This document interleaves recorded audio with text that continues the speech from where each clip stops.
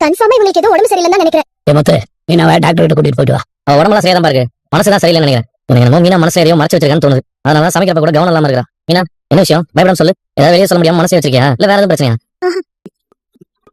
ஏய், நானே அவளுக்கு ஏதோ உடம்பு சரியில்லையாட்டு இருக்குது, டாக்டர் கிட்ட கூட்டிட்டு போடான்னு சொல்லிட்டு இருக்கேன். நீ என்ன கேள்வி மேல கேள்வி கேட்டு பயப்படுத்திட்டு இருக்க?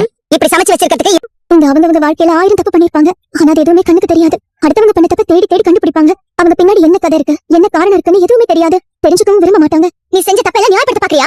நான் பண்ணது தப்புதான் மீனா. பெரிய பாவனை வச்சு பிழைஞ்சிட்டு இருந்தாரு. என்ன கஷ்டப்பட்டுதான் எங்க அப்பா படிக்க வச்சாரு. நானும் நல்லா படிச்சேன். ஆனா வீட்டுல எப்பவுமே கடன்காரங்க கடன் கேட்டு வந்துகிட்டே இருப்பாங்க. அவ்வளவு கஷ்டத்துல இருந்தோம்.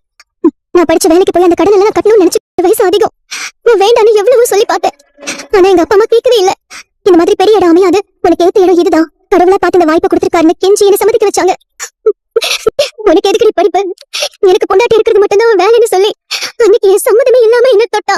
ஒரு மிருக மாதிரி என்ன